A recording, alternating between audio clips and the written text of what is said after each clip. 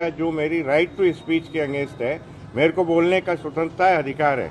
मैं प्रधानमंत्री को भी कह सकता हूँ वो एक गंदा आदमी है और बुरा आदमी है, नहीं है इस लायक।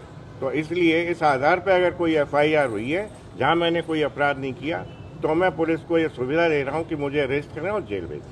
सर, आप इतिहास क्या की बात देख रहे हैं? करें, बार-बार इतिहास पढ़ना चाहिए, क्या हाँ। वास्तविकता है इतिहास? वास्तविकता इतिहास की यही है सामने देखिए। कि संविधान का जो निर्माण है वो BN राव साहब ने किया है, ना कि अंबेडकर जी ने। अंबेडकर जी तो उस संविधान को जलाना चाहते थे। उनने खुद कहा कि मैं इस संविधान से सहमत नहीं हूँ। आपने कहा था कि अंबेडकर जी अंग्रेजों के। नमस्कार दोस्तों, जैसा कि आप लोगों ने देखा है कि अनिल मिश्रा जी कह रहे हैं कि यहाँ सबको बोलने का अधिकार है, ये प्रधानमंत्री तक को गाली दे सकते हैं।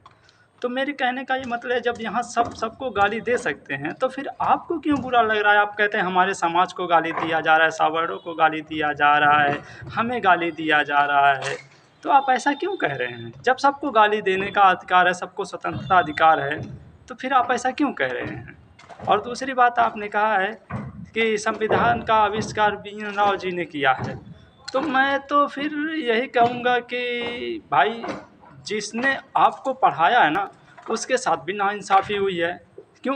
कि भाई वो तो बोल रहा था, आप लिख रहे थे, तो इस तरह आपकी वकालत की जो डिग्री है ना, वो तो उसको मिलनी चाहिए थी। हाँ भाई, आप तो लिख रहे थे, वो बोल रहा था, और वही हाल तो बाबा साहब भी बोल रहे थे वो, और BN राव साहब लिख रहे थे। तो आप कहते हैं वो संविधान निर्माता हो गए, तो मैं भी तो कहता हूँ फिर आपको डिग्री कैसे मिल गई वकालत की डिग्री तो उस प्रोफेसर को मिलनी चाहिए थी, जो आपको बोल के लिखा रहा था, जो आपको पढ़ा रहा था। बस भाइयों, मैं यही कहना चाहता हूँ मिश्रा को कि आप कुछ भी बोलिए, कम से कम सोच समझ के दिमाग लगा के तो बोलिए, आप क्या कह रहे हैं क्या नहीं कह रहे हैं। ऐसे कैसे कौन क्या कहता है। जय भीम, जय संविधान।